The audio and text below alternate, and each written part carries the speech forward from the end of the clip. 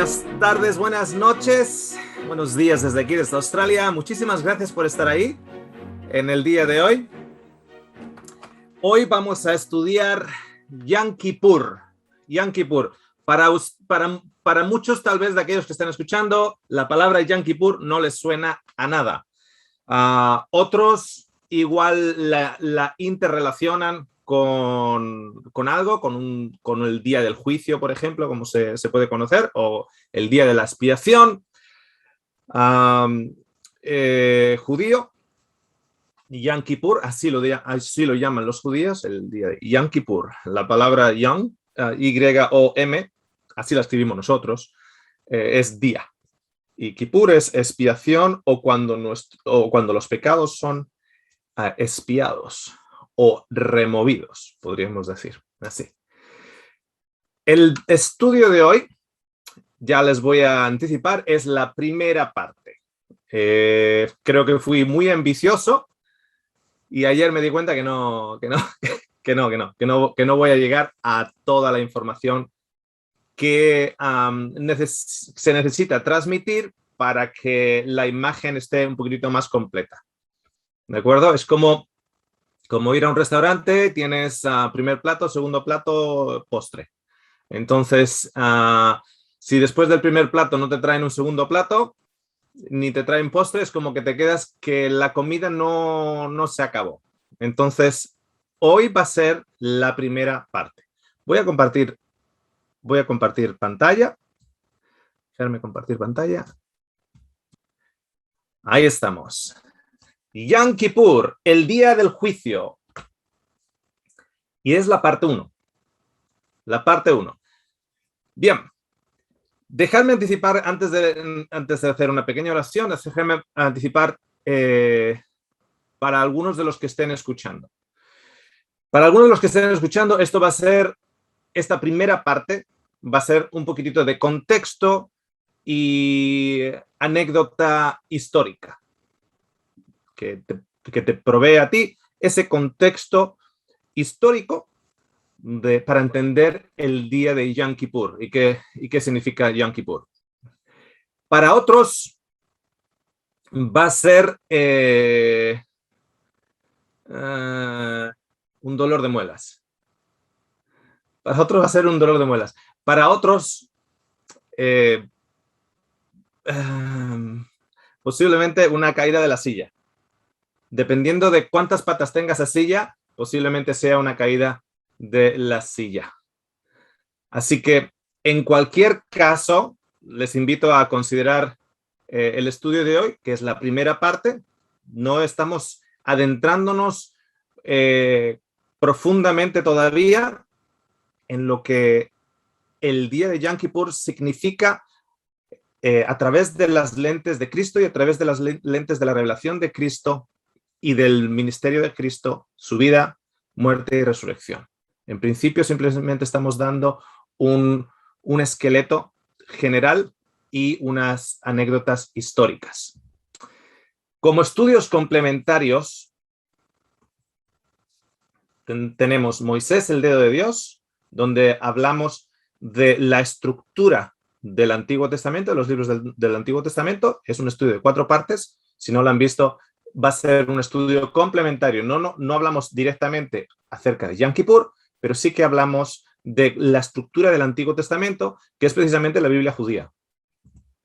Y para lo que es el día del juicio, desde el punto de vista del tiempo final, cuando se acaba todo, cuando vieron estas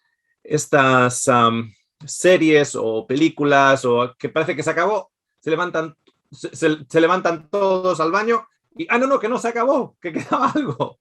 Okay. Ya al final, cuando ya se ha acabado todo, cuando ya llegan los créditos al final, ya al final, para entender también desde ese punto de vista el día del juicio, desde ese punto de vista, porque vamos a presentar en este estudio completo, no en esta primera parte, pero en este estudio completo con las diferentes partes, el concepto de juicio y el día del juicio, tenemos el estudio del milenio. Pero antes de comenzar a indagar acerca de Yom Kippur, vamos a hacer una oración. Gracias, Señor, te damos por el privilegio de mantener nuestras vistas en Cristo Jesús, el que ha venido y el que se ha hecho llamar Salvador del mundo. Te damos las gracias por mantener nuestra vista enfocada en Él. En su nombre, te lo agradecemos. Amén. Muy bien. Allá vamos. En el Antiguo Testamento, sin referencias históricas, simplemente mirando, digamos, los detalles, especialmente la Torá, los detalles del Antiguo Testamento. Hay tres grupos que forman la autoridad civil y espiritual de Israel. Tenemos a los reyes. Los reyes, evidentemente, tienen una autoridad sobre el pueblo de Israel. Tenemos a los sacerdotes y los levitas, que es la familia de los hijos de Aarón, la familia sacerdotal, que también tienen autoridad sobre Israel. Y luego tenemos a los profetas. Los profetas tienen autoridad sobre Israel. Estos son los tres grupos que son grupos gobernantes o a los que hay que escuchar. O sea, un rey puede estar en poder, pero si un profeta viene, hay que escuchar al profeta. Y si ese rey va a tomar una decisión, tiene que escuchar al sumo sacerdote. Vemos historias en Primera y Segunda de Reyes, Primera y Segunda de Crónicas, que continuamente está esa interrelación. Tienes al rey en Israel y viene el profeta Elías, etc. Siempre hay una interrelación. Tienes a David cometiendo adulterio y viene el profeta Natán. Tienes al sumo sacerdote rebelándose en contra de un rey aliándose con el sumo sacerdote, o un futuro rey aliándose con el sumo sacerdote para coger poder y desbancar al otro rey presente, etc. Este es el juego de poder antes del exilio a Babilonia. Antes de que vaya el pueblo de Israel exiliado a Babilonia, o el pueblo de Judá, debería decir, porque lo que es la parte norte estaba ya muy mezclada. Pero la parte sur, Judá, cuando entra Nabucodonosor en Babilonia y va a Babilonia y están en Babilonia aproximadamente en Babilonia y luego en Medo-Persia aproximadamente 150 años. Cuando regresan, tenemos un cambio en la autoridad en Israel. Tras el exilio, que se conoce como el periodo del Segundo Templo, porque el primer templo, no tenemos restos del primer templo. Nabucodonosor, la historia dice que entró y destruyó el primer templo. Entonces, a la vuelta, reconstruyen el segundo templo y ahora las autoridades en Israel han cambiado, porque ya no hay rey en Israel y no se levanta profeta. Entonces, las autoridades en Israel, a partir de la venida del retorno del exilio a Babilonia, son los sacerdotes y los levitas. Esa es la autoridad. No hay rey, ya no hay línea de rey y no hay profeta.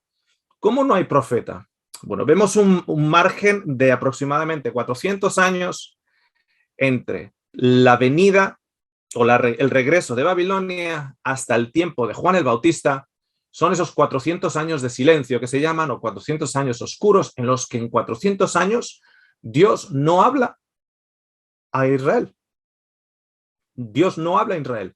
Y no es necesariamente que Dios no hable a Israel, sino que dependiendo el tipo de profeta que se levante y dependiendo el tipo de crítica que este profeta alce contra ese grupo de poder, sacerdotes y levitas, entonces ese profeta tiene los días contados. La frase más usada contra los profetas que se podrían levantar durante esos 400 años se encuentra en el libro de Deuteronomio, en el último de los capítulos, capítulo 34, cuando dice que no se alzó profeta en Israel como Moisés. Y esto era la acusación que durante esos 400 años se usaba contra cualquiera que se alzara contra la corrupción sacerdotal o la familia de los levitas. Cualquiera que se...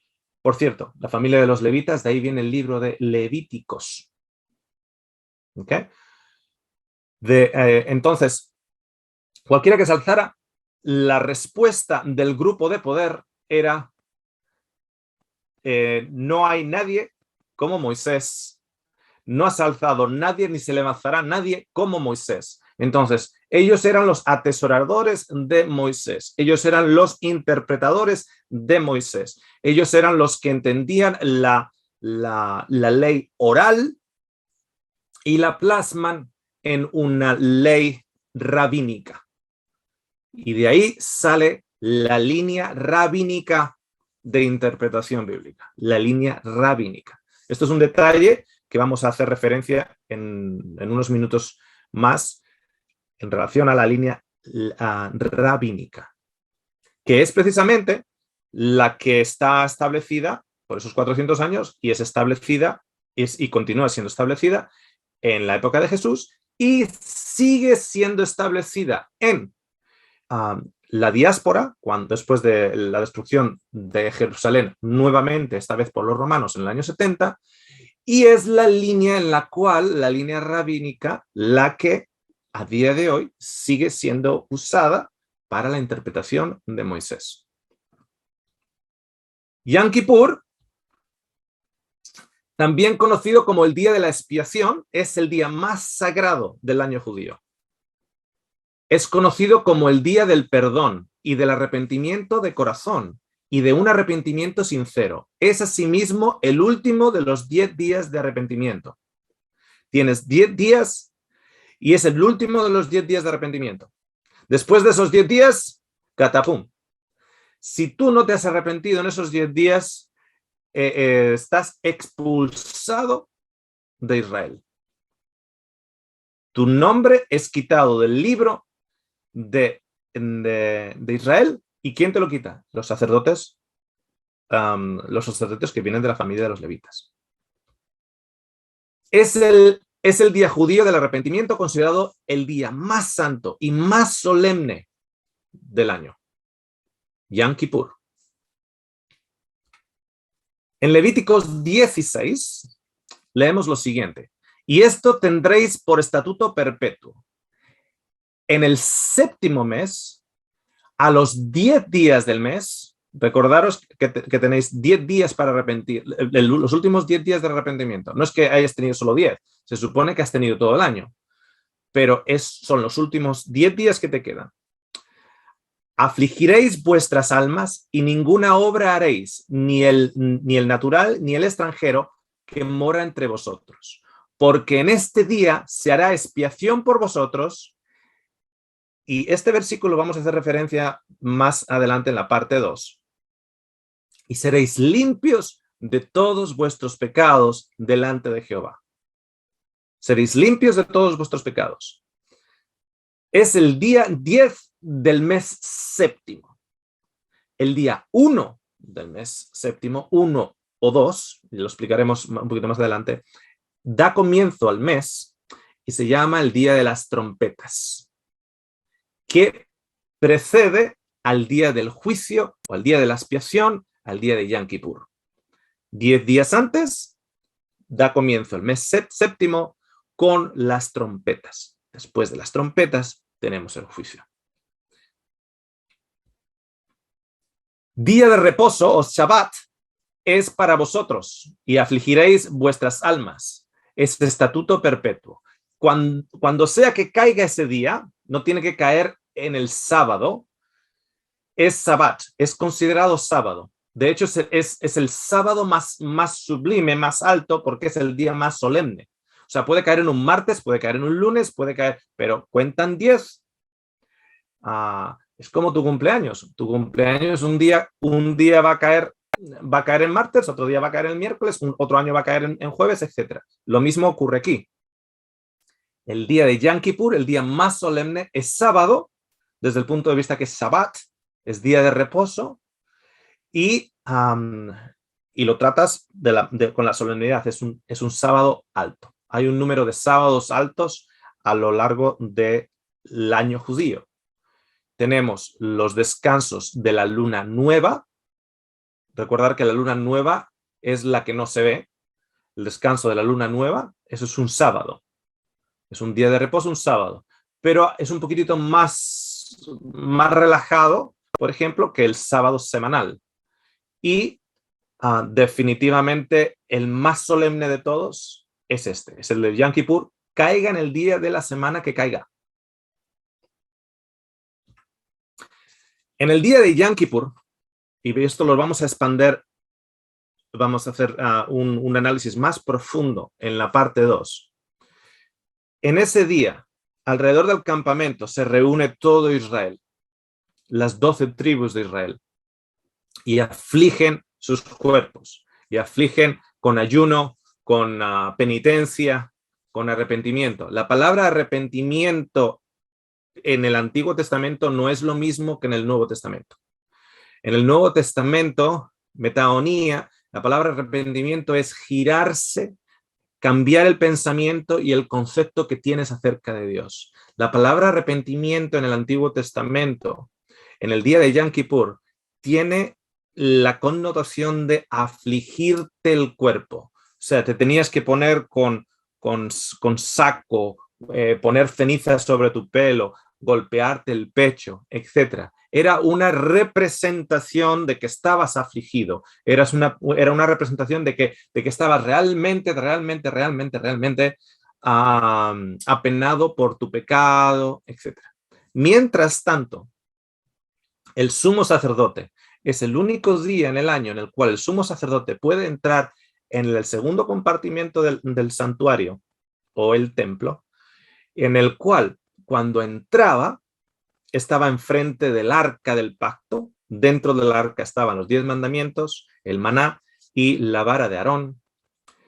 Y en ese momento, en ese día, era el único día donde el sumo sacerdote podía entrar. No podía entrar en ningún otro tiempo. Pero para que el sumo sacerdote pudiera entrar y no ser consumido por la Shekinah Glory o por la gloria Shekinah de Dios, para que no fuera consumido, el sumo sacerdote tenía que estar sin pecado. Entonces, para que el sumo sacerdote estuviera sin pecado, el sumo sacerdote no le bastaba matar un cordero por sus pecados. Como era sumo sacerdote y tenía las cargas de Israel, tenía que matar un toro. ¿Okay? Un animal grande, más grande, porque como él era más grande, tenía unos hombros más grandes, el animal tenía que ser más grande. Entonces, antes de entrar, el sumo sacerdote tenía que limpiar sus pecados. Y la manera en que limpiaba sus pecados era cogía un animal inocente, en este caso un toro, ponía sus manos sobre el toro y de esa manera se entendía que se transferían los pecados de ese sumo sacerdote al toro. Entonces mataban al toro y de esa manera hacía que el sumo sacerdote ya estuviera limpio. Y como estaba limpio, no iba a ser consumido porque iba a entrar en la presencia de Dios. Entonces, cuando entraba en la presencia de Dios, ya estaba limpio. Pero entraba en la presencia de Dios con la sangre de un cabrito. Como ven en la imagen, había que elegir 2 cabritos idénticos. Tenían que ser idénticos. En la imagen se ve bastante idéntico. De esos 2 había que tirar la suerte a ver a cuál de los 2 eran tan idénticos que daba igual, era a cuál de los 2 se elegía para ser sacrificado. Cuando se elegía el que iba a ser para ser sacrificado, en ese momento el sumo sacerdote ya no tiene pecados. La cabrita no tiene pecados. Entonces, como la cabrita no tiene pecados y el sumo sacerdote no tiene pecados, la sangre que ahora está entrando es la primera sangre que entra sin pecado. Porque todas las otras sangres que han entrado a lo largo del año, según la gente traía sus corderos, sus palomas, los diferentes sacrificios de animales inocentes, se supone que al poner las manos sobre ellos, el pecado del individuo ha sido transferido al animal. Por lo tanto, cuando tú traes esa sangre dentro del santuario y echas esa sangre sobre las cortinas, estás contaminando con una sangre de pecado. Pero en este caso, en este día, esa sangre de pecado entró en el primer comportamiento, la primera sala del templo, el lugar, o del santuario, el lugar santo, es la primera sala, entró con pecado con la sangre del toro. Esa sangre del toro ha hecho que el sumo sacerdote ya esté limpio.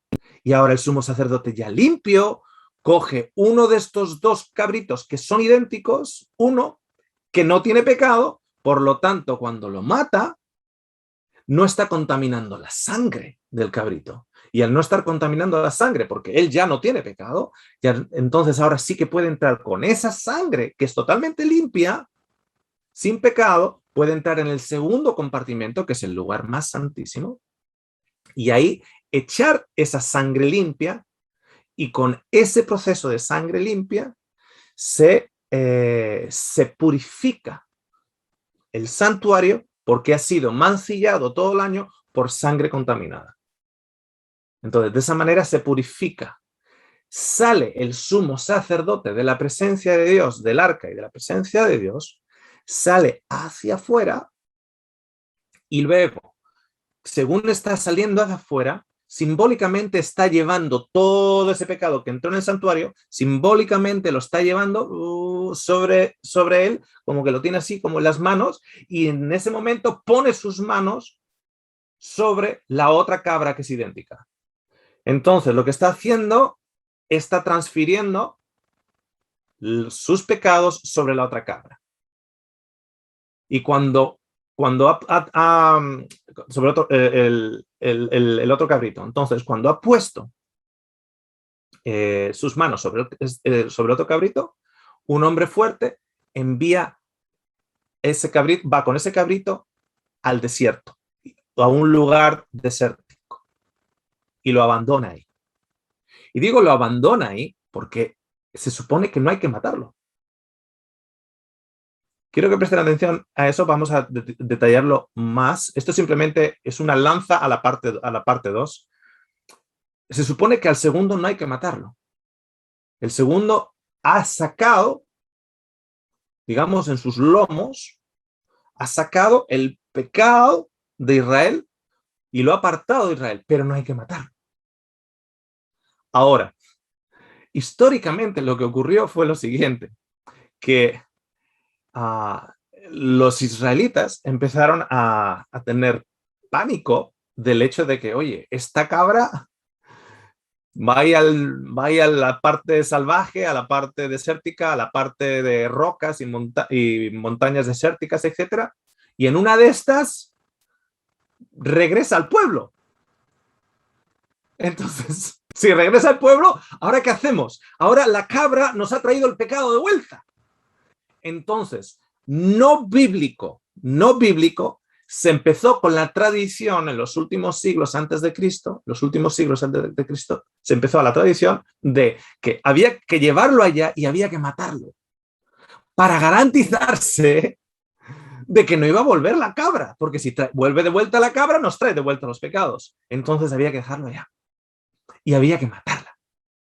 Pero inicialmente no había que matarla, era el cabrito que se llevaba los pecados fuera de Israel, pero no había que matarlo.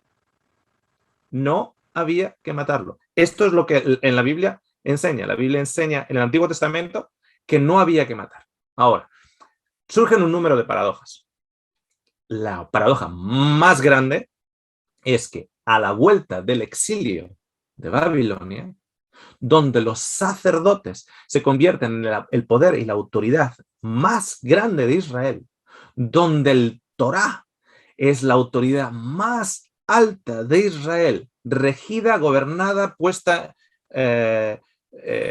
legislada y puesta en práctica y ordenada su puesta en práctica por los sacerdotes.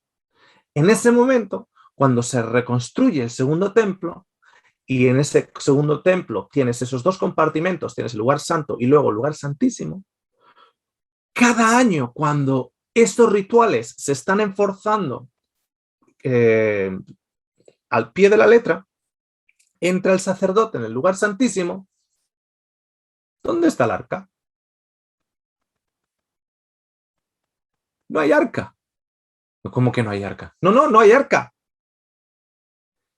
Que no hay arca. Porque cuando Nabucodonosor viene y destruye el templo, nadie sabe dónde está el arca. De hecho, Indiana Jones se fue a buscar el arca bajo la dirección de Steven Spielberg. Indiana Jones y el arca perdida. No había arca, no había piedras de la ley, no había maná en el arca y no había la vara de Aarón. Entonces, cuando el lugar, cuando el sumo sacerdote cada año entraba en el lugar santísimo, ¿a dónde entraba? A una sala totalmente vacía. No había nada. ¿Cómo lo haría? No tengo idea, porque una de las cosas que tenía que hacer en el día de la expiación era echar la sangre de esta cabrita, de la que mata, de esta cabrita, la tenía que poner sobre el arca, pero no había arca. De hecho, por 600 años antes de Cristo, no hubo arca, para nada. O sea, eso es la primera paradoja. O sea, ¿cómo haces todo un ritual y cómo te acabas de limpiar el pecado si el instrumento principal, que es la presencia de Dios en el asiento de la misericordia, no está? Los etíopes dicen que la tienen. Según las diferentes teorías, hay un grupo de judíos etíopes que dicen que ellos tienen el arca.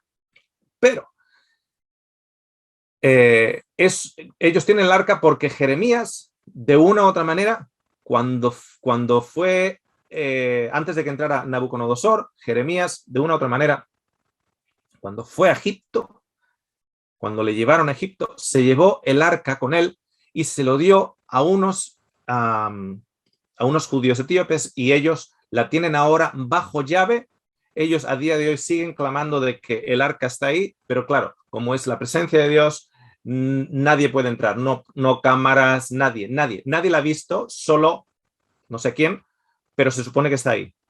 Entonces, estos judíos etíopes claman tenerla, y claman tenerla porque Jeremías se la dio. Ahora bien, tienen que ganar el argumento contra otros etíopes también que dicen que la reina de Siba se los dio. ¿Por qué? La reina de Siba, cuando fue a ver a Salomón en visión de Dios, entendió que el arca iba a tratar de ser destruida y que el templo lo iban a destruir en el futuro. Por lo tanto, como regalo, se lo dio a la reina de Siba. Y la reina de Siba regresó y se lo dio a esta gente para custodiar, como custodios, para custodiarla. Claro, pero luego también está el hecho de que Jeremías vio que no podía salir de la ciudad porque el ejército de Nabucodonosor estaba rodeándolo, entonces escondió el arca en algún lugar en la montaña de Jerusalén. En algún lugar escondió el arca y a día de hoy todavía no la hemos encontrado, pero en algún lugar estaría por ahí.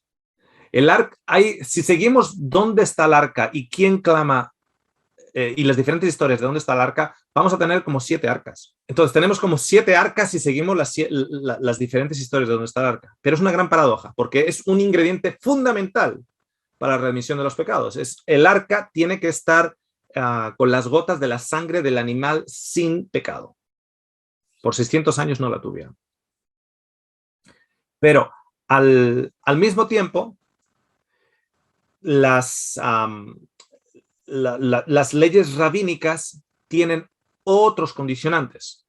Son las diásporas. Las diásporas es cada vez que ha entrado un invasor a Israel, ha mandado al pueblo de Israel a diferentes partes del mundo. Pero hay una ley en el libro de Levíticos 23, cuando te da la lista de los festivales del año, la cual te dice que todo varón tiene que ir por lo menos a una de estas festividades, o a la Pascua, o a la fiesta de las semanas, que nosotros le conocemos como el Pentecostés, o a la fiesta de las cabañas, que es justo después del día de Yom Kippur. Entonces, se genera un problema religioso económico, porque el sistema de sacrificios es un sistema basado en una ocupación general de aquellos que la están practicando. Y la ocupación general de aquellos que la están practicando es la ganadería y la agricultura. Por lo tanto, por lo que se ve en el sistema de sacrificios, que son sacrificios de animales y son animales de ganado, y mayormente, a no ser que no tengas ganado porque eres pobre, entonces se te permite hacer lo mismo con palomas. Y también de granos, ofrendas de granos, ofrenda de espigas, ofrenda de panes, ofrenda de aceite, ofrenda de vino, etc. Entonces, depende de una economía que se rige por la agricultura y la ganadería. Pero según los tiempos van progresando, y no solo eso, sino que los judíos están yendo a otros lugares, pero se les está mandando que por lo menos una vez al año tienen que venir a Jerusalén, porque por lo menos una vez al año tienes que limpiar tus pecados. Están ahora llegando gente de otras partes, pero que no tienen la capacidad de traer su ganado desde Siria, o traer su ganado desde Corintio, o traer su ganado desde Roma, o traer su ganado desde Pakistán. No tienen esa facilidad. Entonces se comienza a comerciar con los sacrificios. Nosotros, dicen los levitas, nosotros ponemos los corderitos, ustedes los van comprando. Entonces se convierte todo en una especie de medio negocio para eliminar los pecados de Israel por un Dios cuyo trono no está ahí por los últimos 600 años. En Levíticos 23 dice: di a los israelitas, en el séptimo mes, el primer día del mes, tendrán día de reposo. Este es otro sábado. Estos son 10 días antes. Un memorial al son de trompetas. Esto se llama Rosh Hashanah. Mi pronunciación terrible. Rosh Hashanah, que es el día de las trompetas. Una santa convocación. No harán ningún trabajo servil, pero presentarán una ofrenda encendida al Señor.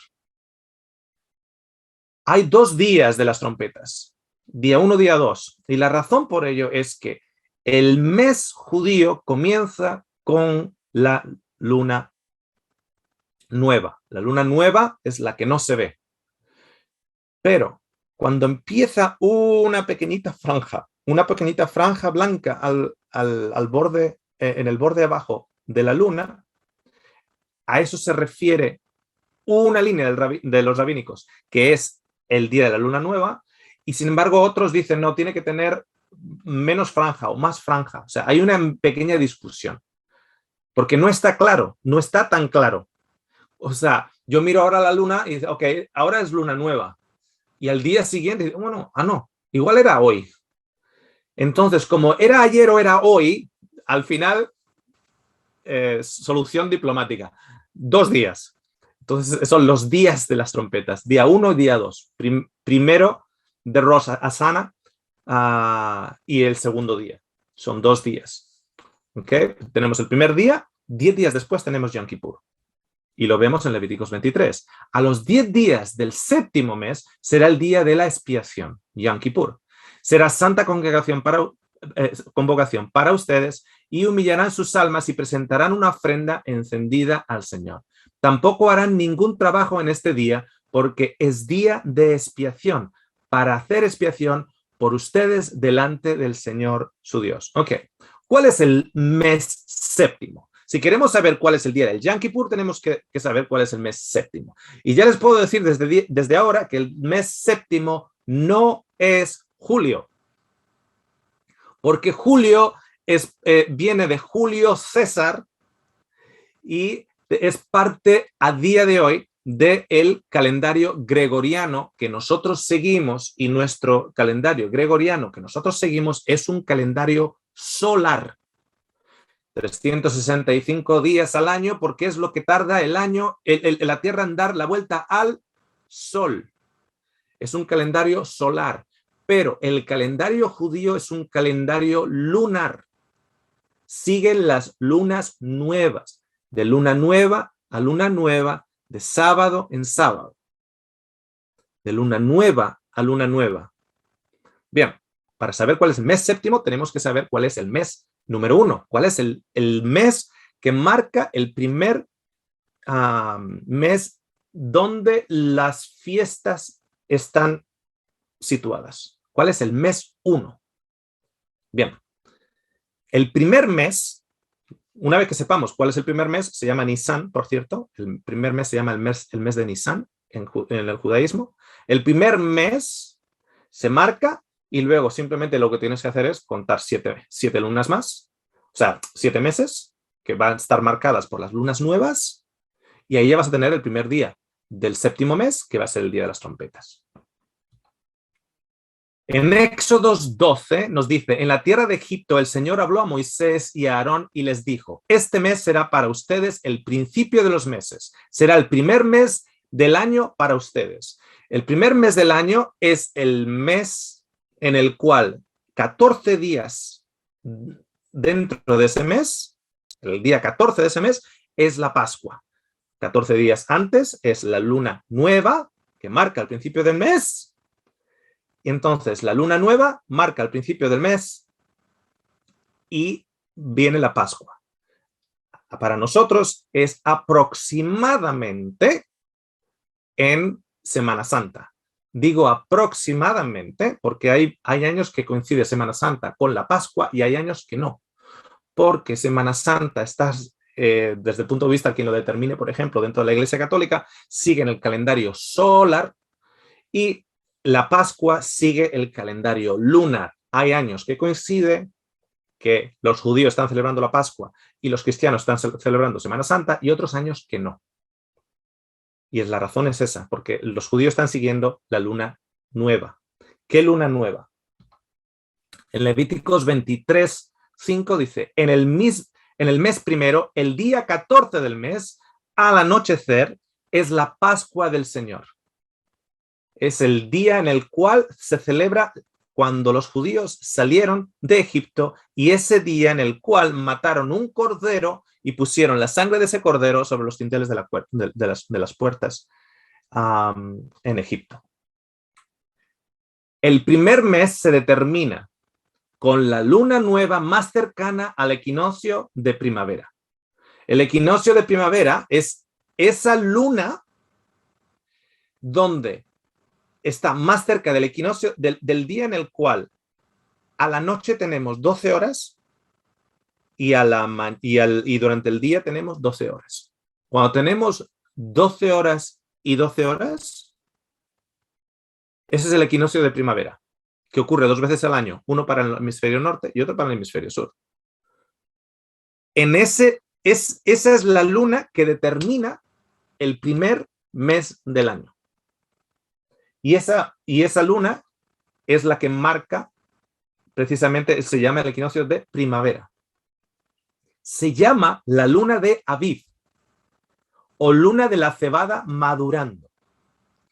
La luna de la cebada madurando o luna de Aviv. Aviv, la palabra Aviv, eso es precisamente lo que significa. Luna de cebada madurando. Es la luna de Aviv. Eso es lo que implica, que la cebada está madurando. Bien, cuando en Israel se determina la luna, que es la luna de la cebada madurando, esa luna nueva marca el primer día del primer mes. En ese momento ya el calendario ya sale. Porque tenemos al día 14 tenemos la Pascua. Luego tenemos 7 días de festividad con los panes sin levadura. Luego tenemos en 50 días el día de las semanas o de Pentecostés. Luego tenemos el primer del séptimo mes, que es el día de las trompetas, y el 10º día es el día de Yom Kippur, y el día 15 es el día de las cabañas, y se acaba el calendario religioso. ¿Por qué? Evidentemente, con 7 meses no acabas un año, pero acabas el calendario religioso. Lo explico de esta manera. Tenemos 7 meses de calendario religioso, no 7 meses en el año judío, sino 7 meses de calendario religioso. Luego tienen el calendario, digamos, de las cosechas, en donde cosecha de invierno, cosecha de verano, etc. Tienen diferentes calendarios, pero el calendario religioso dura 7 meses, desde el mes primero al mes séptimo.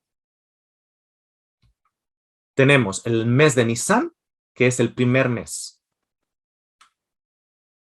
y está determinado por la luna nueva, que es la oscura, no la llena, es la oscura, de Aviv, o de la cebada madurando.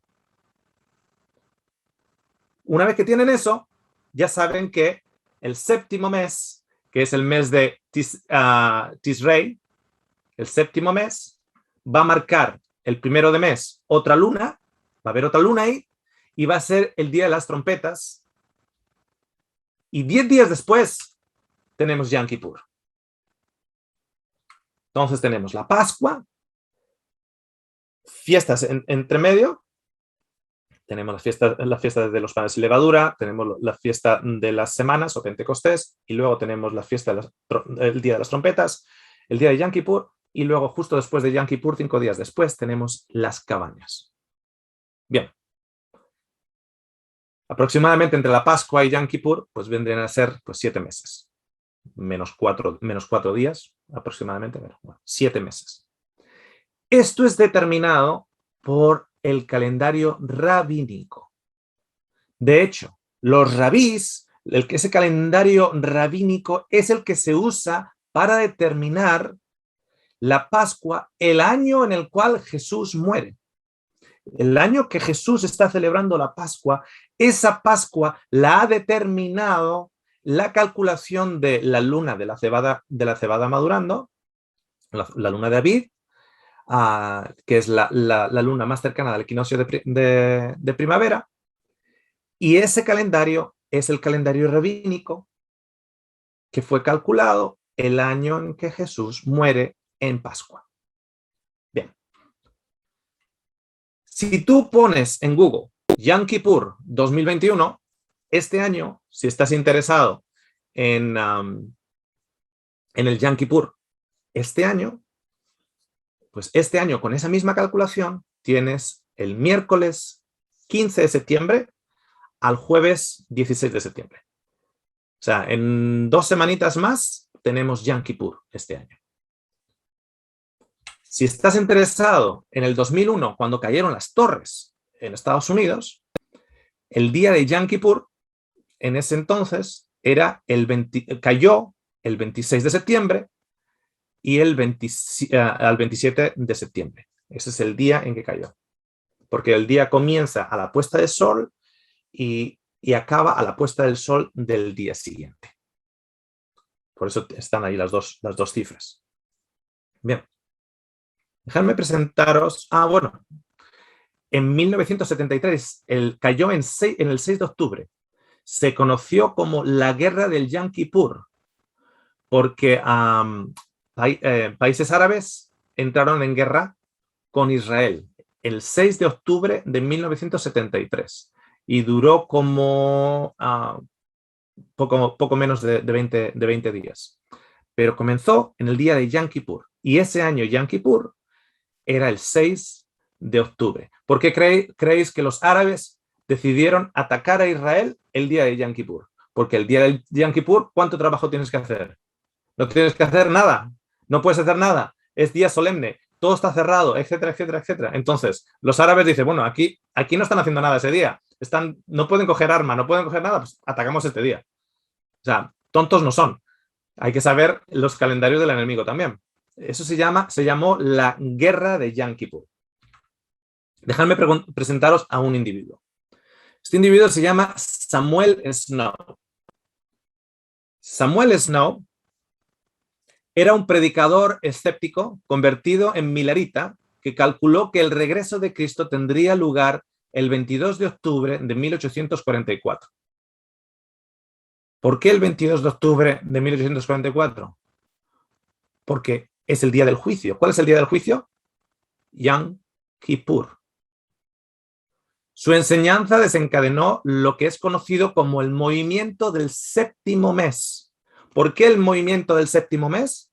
Porque Yom Kippur es el día 10 ¿de qué mes? Del mes séptimo judío, que condujo a la gran decepción o al gran chasco cuando Jesús no regresó como se esperaba. Snow hizo sus calculaciones según su testimonio, siguiendo los métodos de la secta judaica Karaite. O sea, Samuel Snow hace sus calculaciones para determinar cuándo es que es el día de Yom Kippur en el año 1844. ¿Por qué qué significativo tiene el año 1844? ¿Y qué significa un convertido en milerita? Guillermo Miller o William Miller, un predicador que en el 1830 comienza a predicar que según las profecías de Daniel, Jesús va a venir aproximadamente en 1843. Y es un movimiento principalmente en Estados Unidos, y recuerden que cuando estamos hablando de Estados Unidos, no estamos hablando de los 50 estados que Estados Unidos tiene ahora. Estamos hablando mayormente, y es casi exclusivamente, de lo que puede ser el este de Estados Unidos. La franja este de Estados Unidos. No es el Estados Unidos de hoy tan grande. No está Texas, no están los estados del centro, no están los estados del oeste, etc. Es básicamente la franja este.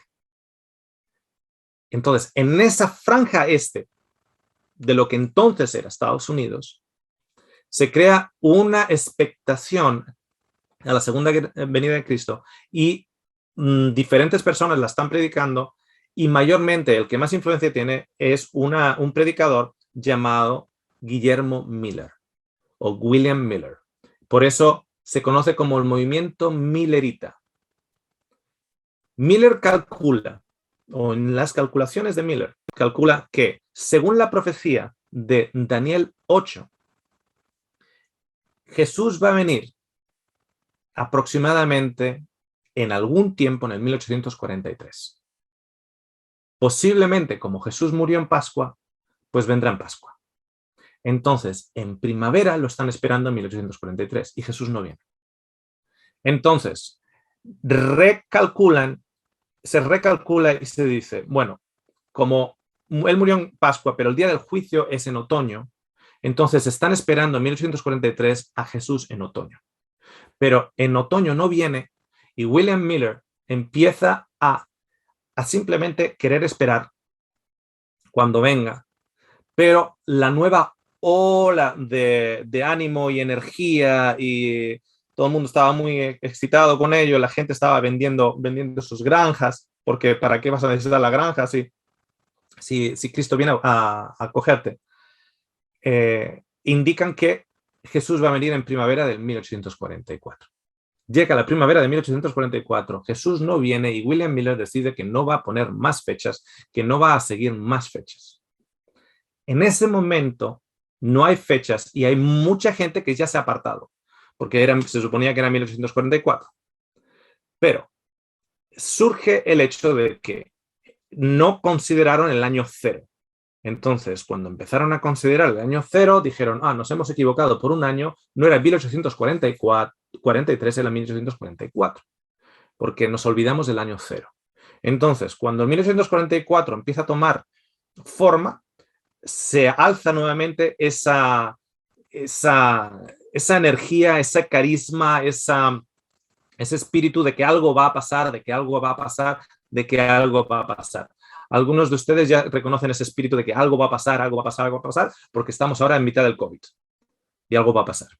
El mismo espíritu. Entonces, hay que tener cuidado porque cuando alguien viene a comprarte una aspiradora y viene con ese espíritu y te dice, esta aspiradora te hace de todo, te hace de todo, te hace de todo, te limpia el colchón, te cocina una sopa, te hace de todo, ¿sabes? Y como te contagie con eso, sin darte cuenta, te viene el esposo a la casa y le dices, me he comprado una aspiradora que te hace de todo. Te limpia la casa, te limpia el baño, te cocina una sopa, te hace de todo. ¿Cuánto te ha costado? $55.000. ¿Y cómo vamos a pagar eso si nos cuesta más que la casa? ¿Okay? Cuidado con ese espíritu porque a veces tomamos decisiones y muchos en esa época se arrepintieron 1000 veces de haber vendido esa granja porque venía Jesús. Porque tomaron decisiones basadas en esa sobretemperatura de excitamiento, de éxtasis y excitamiento. ¿Okay? Había mucho de eso en esa época. Entonces, cuando empieza a tomar forma en 1844 en lugar de 1843, porque evidentemente las evidencias eran de que llegó el año, se fue el año y no pasó nada, entonces en 1844 se asume el hecho de que hubo un error en la calculación y que omitimos el año cero, por lo tanto hay que sumar un año, por lo tanto Jesús viene en 1844. Lo esperan en primavera y Jesús no viene. William Miller decide no más, porque la gente está de subidón y luego de bajón. Y luego les das otra fecha y subidón y bajón. Y William Miller decide no dar más fechas y no poner, simplemente esperar. Hasta que esta persona, una persona muy, muy carismática, se alza en junio, julio y empieza a hacer sus calculaciones o empieza a proveer sus calculaciones. Y Samuel Snow dice que él ha seguido las calculaciones, el método de calculación de los judíos Karaite. Y siguiendo los métodos de calculación de los judíos Karaite, lo que él ha llegado a la conclusión es que el día de la expiación, el Yom Kippur, es el 22 de octubre de 1844. Llega el 22 de octubre de 1844 y Jesús no viene. ¿Os podéis imaginar la catástrofe para muchas personas que estaban con ese éxtasis? Hay reportes de gente entrando en los asilos psiquiátricos, y los asilos psiquiátricos de anteriormente no eran como los asilos psiquiátricos de ahora. O sea, gente se volvió loca. Muchos suicidios, muchos abandonaron familia, se quitaron la vida, acabaron locos, renegaron de Dios, no quisieron saber nada de Dios. O sea, hubo unas reacciones muy, muy tremendas. Eso se llama el gran chasco, o si lo miran en Google, The Great Disappointment, el gran chasco de 1844, el movimiento milarita. ¿Qué es el judaísmo Karaite? El judaísmo Karaite es el que se supone que Samuel Snow usó las técnicas de los judíos Karaite para determinar el 22 de octubre, como el día de Yom Kippur, el día del juicio, el día en el cual Jesús venía. Bueno, Anán ben David, en el 715 al 795 o 811, no se está seguro exactamente cuándo murió, está considerado el fundador del movimiento Karaite. Sus seguidores fueron llamados ananitas. Quiero que empiecen a pensar lo siguiente. El movimiento Karaite, que es, digamos, una rama que se separa de la línea rabínica, porque no considera que la línea rabínica esté interpretando bien el Torá, no solo a nivel del calendario, sino a nivel de leyes, etc. Es una línea todavía más legalista que los rabís, es una línea todavía más legalista que los fariseos. O sea, ¿se puede ser todavía más legalista? Pues sí, puede ser judeo-caraíte, todavía puede ser más legalista. Solo consideran el Torá. Es un poquitito parecido a los samaritanos, en los cuales, desde el punto de vista de que solo consideran el Torá como santo, podríamos decir, o como instrucción. Pero quiero que se den cuenta que es en el siglo VIII cuando los Karaite comienzan. Los que determinan la fecha de la Pascua en la época de Jesús es la línea rabínica. Bien. Se oponían a partes de la interpretación de la ley rabínica. No a todas, evidentemente, pero a muchas partes de cómo se interpretaba la ley rabínica, la ley de Moisés a través de los rabís, se oponían a ello. Es un brazo duro de la ley. El primer mes se determina con la luna nueva más cercana al equinoccio de primavera, la luna de David, o como os he dicho antes, o la luna de cebada madurando. Pero claro, hay un problema. La cebada no madura al mismo tiempo. O sea, tú vas por los campos, tanto de trigo en verano como la cebada, tú vas por los campos y en los campos se ven verdes, pero según te arrimas a los campos, tú vas a ver una espiga, según la época del año, si estás en la época de primavera, vas a ver una espiga que ya prácticamente está cambiando de color, entre el verde y el amarillo, está cambiando. Pero igual tienes 10 espigas en todo un campo. Pero solo tienes 10 porque solo has chequeado una esquina del campo. Igual hay otras 10 en la otra esquina del campo. O sea, ¿cuántas espigas tienen que estar madurando para determinar que la cebada está madurando? Entonces, ¿qué decimos? 10 espigas. Si traigo 10 espigas maduradas o madurando, eso significa que la cebada está madurando. O sea, estoy poniendo el énfasis en lo absurdo que es el tratar de determinarlo de esta manera. Porque es tan absurdo que los Karaitei enviaban representantes a Jerusalén desde las diásporas para ver si en efecto en esa luna la cebada estaba madurando. ¿Por qué? Acordaros que en el siglo VIII Jerusalén no es judía. Israel no es judío, es de los musulmanes. Trata de entrar ahí, tú como judío, en tierra musulmana. Tienes que ir a Jerusalén y tienes que ir a un campo que estén plantando no frijoles, que no estén plantando trigo, que no estén plantando cualquier otra cosa, que estén plantando cebada. Y tienes que mandar a alguien allá para determinarlo. Durante el siglo XI tuvieron su mayor auge. Sin embargo, es tan enmarañado todo que para el siglo XV los Karaite nuevamente aceptaron la luna de Aviv como marca del primer mes judío, porque de hecho la luna, esa luna, significa la luna de la cebada madurando. Tú no tienes que mirar a los campos, tienes que mirar a la luna, porque es la luna la que te determina. De hecho, fijaros, si el primer mes se determina en Egipto, cuando 14 días antes de la Pascua, ¿qué cosecha de cebada están mirando en Egipto? Ninguna. ¿Qué están mirando? La luna. No la cosecha de cebada. Es esa luna que significa la cosecha de cebada. Okay. Tengan en cuenta que el calendario rabínico es el que los judíos seguían en la época de Jesús. Vuelta a Samuel Snow.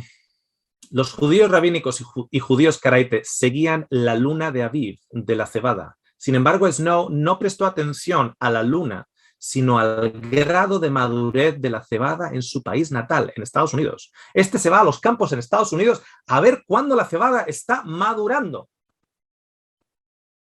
determinando el primer mes de Nisan, un mes después de los judíos rabínicos y los mismos Karaite. Sin embargo, para ese entonces, ese excitamiento ya ha generado nuevamente, porque ahora tenemos una fecha concreta y tenemos la fecha del Yom Kippur, etcétera, etcétera. Sus calculaciones le llevaron a anunciar en junio de 1844 que el día de la expiación ese año sería el 22 de octubre y su fecha fue aceptada por el movimiento milarita. El 22 de octubre, el día del Yom Kippur. Cuando Jesús no regresó en la fecha anunciada, Samuel Snow se autoproclamó el tercer Elías y formó la iglesia El Monte Sión. Si alguno de vosotros ha escuchado la fecha del 22 de octubre, la fecha del 22 de octubre de 1844, esa fecha procede de las calculaciones de este señor llamado Samuel Snow, que una vez que Jesús no vino en ese día, esa misma persona se autoproclamó el tercer Elías y formó la iglesia del Monte Sión. Se autoproclamó diciendo que él era el tercer Elías. Ese es el tipo de persona que calculó el 22 de octubre de 1844. Pero ¿saben cuál es el problema?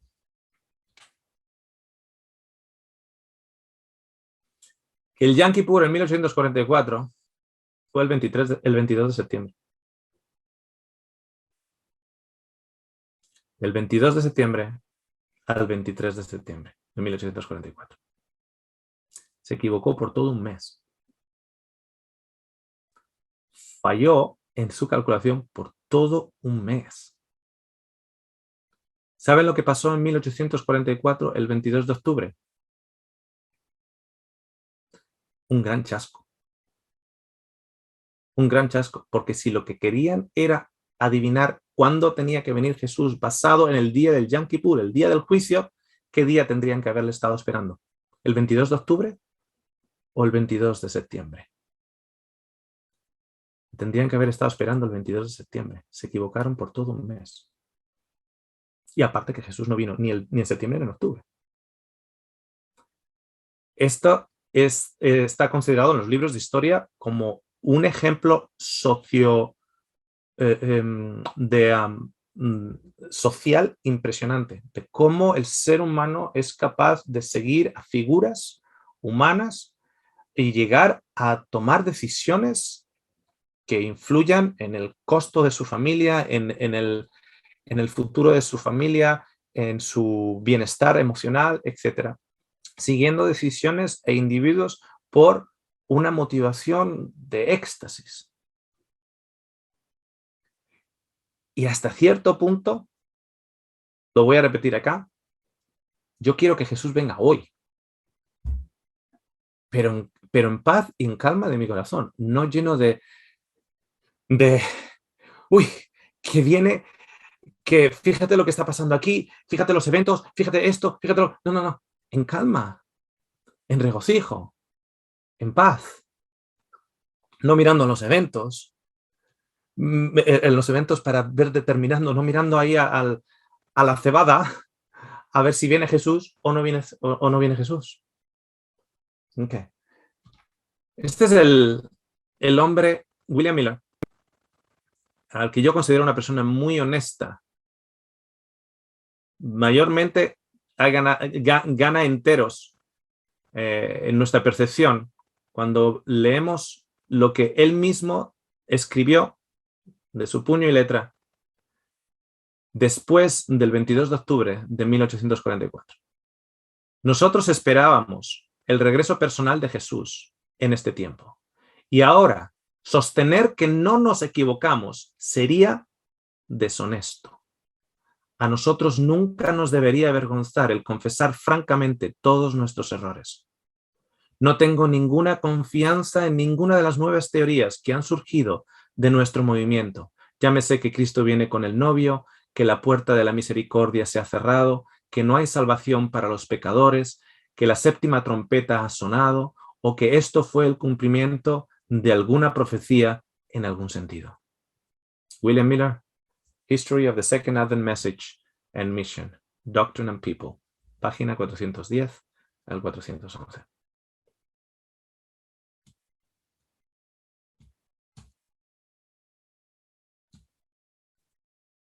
Hay fechas que me han mandado para que yo analice.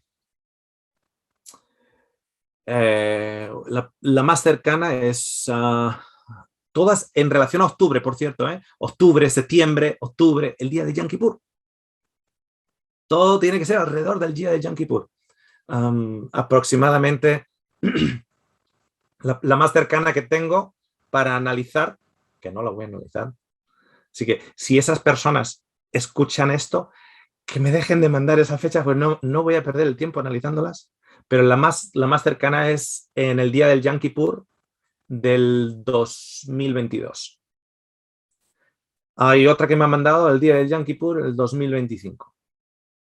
Hay otra que me ha mandado en el 2029, otra en el Yom Kippur del 2031, y ya no para más. Esas son las principales que me han mandado, 22, 25, 29 y 31. Y con evidencias, supuestamente con referencias bíblicas, que determinan cómo Jesús va a venir. El día del juicio, el día en el cual el juicio se acaba, el día final del juicio es, y todas caen en el día del Yom Kippur. Todas caen en el día del Yom Kippur. Creo que en el 1844 hay una experiencia suficientemente significativa para darnos cuenta lo siguiente, que no solo se equivocaron en el hecho de que Jesús no vino, sino que encima se equivocaron en el día cual era el día del Yom Kippur. Es muy significativo que la persona que nos llevó al año, William Miller dice, me equivoqué. Y sería deshonesto decir lo contrario. Es muy significativo también que el que calculó la fecha es el único que ha calculado el 22 de octubre. El único. Los judíos lo llevan haciendo por siglos y siglos y siglos. El Yom Kippur, el 22 de octubre de 1844, está Samuel Snow solito. No hay nadie más, ni siquiera los Karaite, de los cuales se supone que él seguía las normativas. Los Karaite lo celebraron el 22 al 23 de septiembre de 1844. Para muchos de ustedes es simplemente un estudio histórico lo que acabamos de hacer. Y para otros que estén escuchando, se les acaba de caer una piedra en la cabeza. Una piedra muy gorda en la cabeza. ¿Por qué? Porque cuando nosotros alzamos una doctrina basada sobre una fecha y no en la persona de Jesucristo, una fecha no puede sostener al mundo. El mundo es sostenido por Cristo. En Colosenses nos dice que en él todo coexiste. No en una fecha, no en un evento, sino en una persona.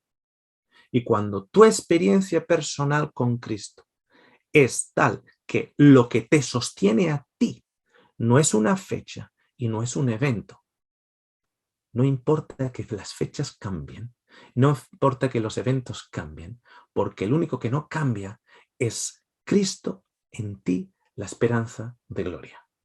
Esta es la parte 1 y los espero la próxima semana para la parte 2. ¿Alguno de ustedes ha encontrado esto simplemente como una lección histórica? Solo como lección histórica. Ok. ¿Alguno de ustedes le ha caído una piedra en la cabeza en estos momentos? ¿Puedo ver las manos? Ok. ¿Unos cuantos? Ok. Piedra en la cabeza. Ok. ¿Cuántos de ustedes habían escuchado la fecha 22 de octubre de 1844? ¿Y cuántos de ustedes no sabían que ese día no fue el día de Yom Kippur?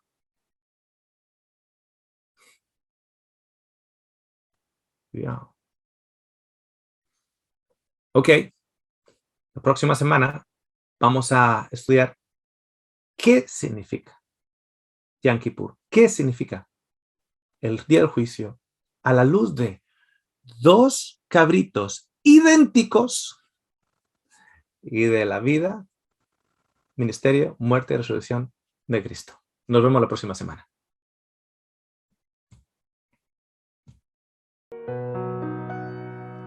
Me quedé en shock. Sí, yo también. Wow. Sí, yo también. Les avisé que tenían que tener el DNI a mano. Les avisé. Ahora no saben ni en qué país están viviendo. No, eso sí, a que sí. A ver, el saludito final. así puedo guardar la grabación, ¿vale? Adiós. Argentina, Entre Argentina. Ríos. Muy bien, ¿dónde más? Colombia. Perú, Eso, Perú. Perú, muy bien. ¿Qué más? Colombia. Feliz sábado. Feliz sábado. Chile, Chillán. Acapulco. Hola. Salvador, yo voy a ir al hospital para que me quiten la piedra de la cabeza.